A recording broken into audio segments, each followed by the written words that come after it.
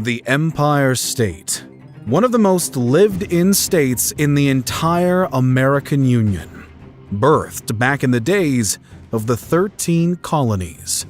New York State has a history worth exploring. The earliest known inhabitants of what we know today as the state of New York were indigenous tribes of ancient times.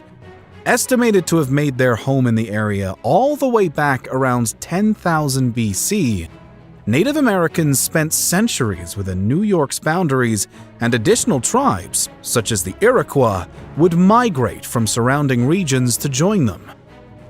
By the time of European exploration on America's East Coast, a handful of indigenous tribes called New York their home, and could be divided into two categories: the Iroquoian-speaking tribes and the Algonquin-speaking tribes.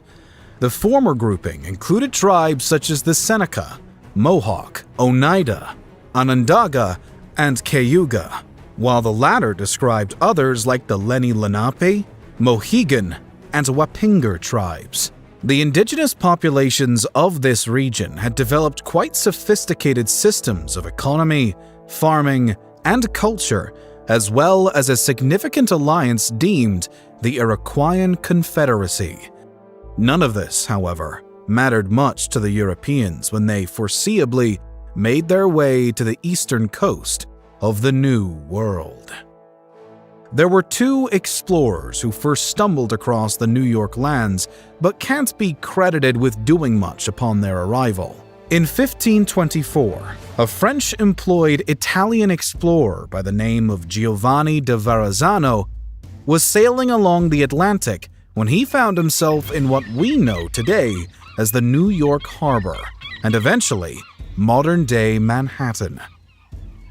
He wrote of his exploration, but did little more in the way of colonizing New York than that. And the same could be said for Jacques Cartier, a French explorer who made similar explorations in 1535. It wasn't until another man, one Henry Hudson, under the employment of the Dutch East India Company, made his way to New York in 1609 that colonization became an intention. Quite a few years after the others, but unlike the others, his goal was, on behalf of the Dutch, to create the beginnings of a colony. Thus, in 1614, the Dutch built the first ever European settlement within the borders of today's New York. Fort Nassau, constructed under the watchful eye of Hendrik Christiansen, was located near modern-day Albany and had the main purpose of being a trading post, particularly for the booming fur trade. By the mid-1620s, a few dozen Dutch families had migrated to the new colony as merchants and were encouraged to make the move. The budding colony was given the moniker of New Netherlands, and by 1624, what we know today as New York was founded as New Amsterdam. A new, more permanent settlement, Fort Orange, would further replace Fort Nassau as the Dutch headquarters in New York, and immigrants from across Europe were already flocking to the new colony and promise of a new, better life. The problem for the Dutch, however, was that the English wanted what the Dutch had. In the midst of the Second Anglo-Dutch War, the entire colony of New Netherlands fell into England's hands and was renamed New York. The city of New Amsterdam was also unimaginatively given the refreshed name of New York, though this was retaken by the Dutch in 1673 during the Third Anglo-Dutch War.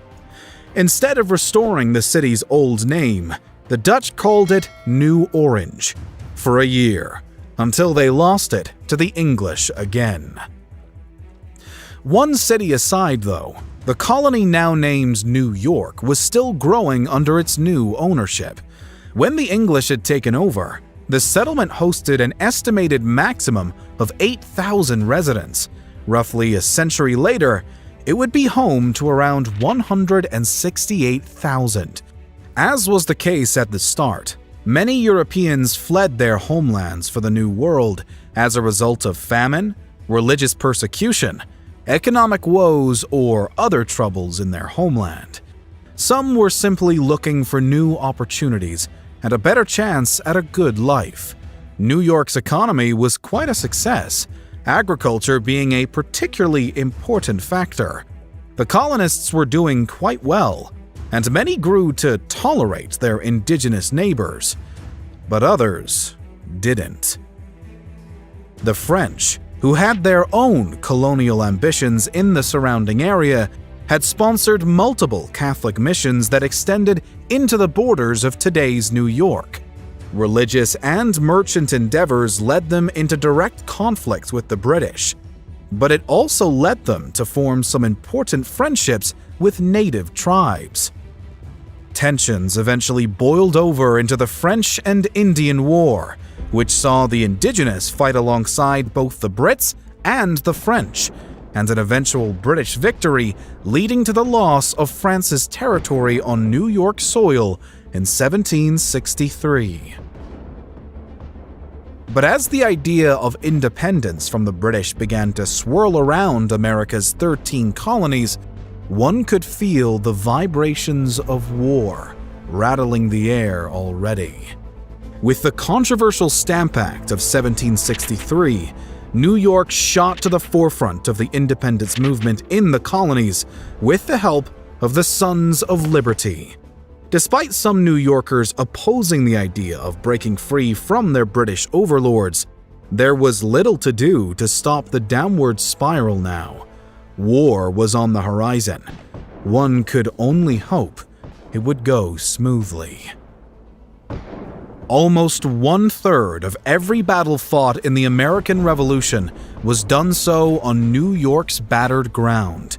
General George Washington spent much attention on the fight for New York, and when independence was declared in the summer of 1776, New York had endorsed the Declaration.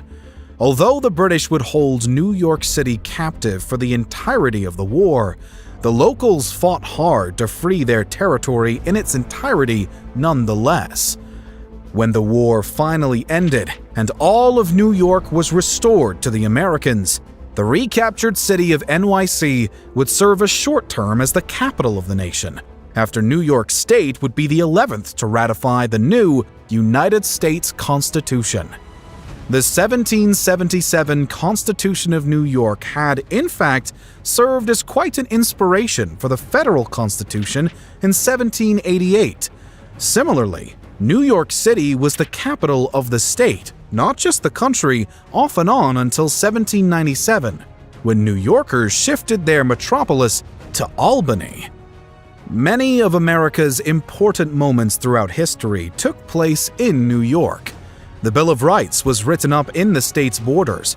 George Washington was inaugurated as America's first president in NYC. The U.S. Supreme Court was birthed there. The founding of the New York Stock Exchange, of course, happened in the state, and so many other crucial events. The War of 1812 would use New York as a battleground, just as the Revolution had. New York was growing still in so many ways. As time went on, the state was relying less and less on agriculture for success.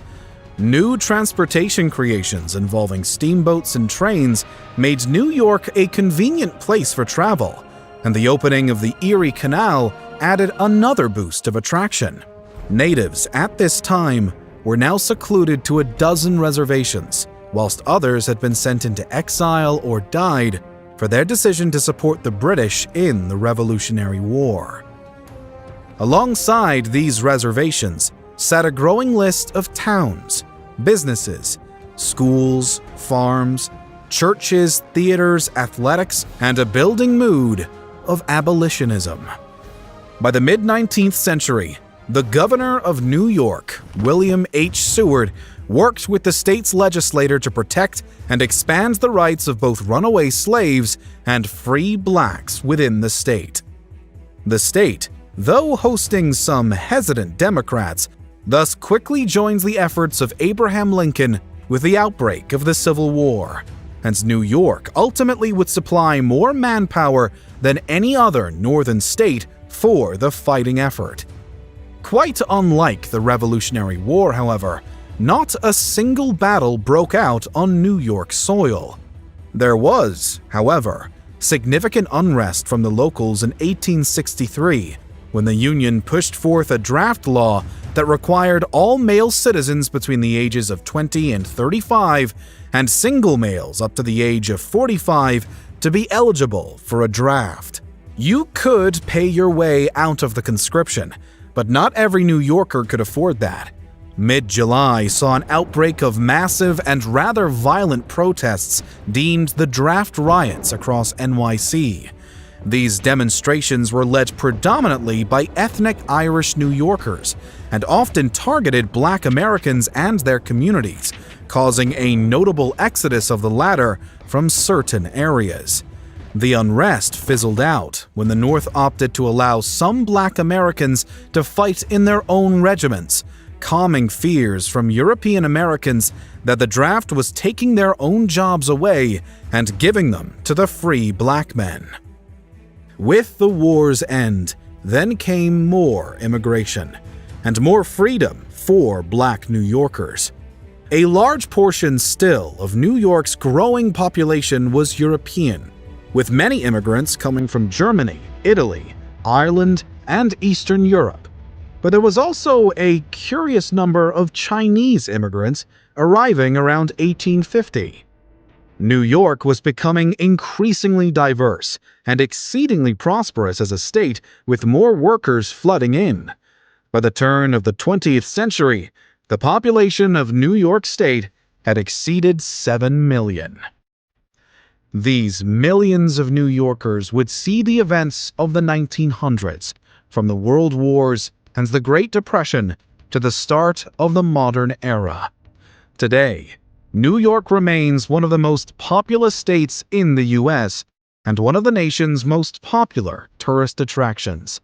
Modern-day New Yorkers have seen tragedy and triumph of their own, and their ancestors could say the same. The history of New York State is deeply intertwined with that of its country, and without New York, who knows what the United States would be like today.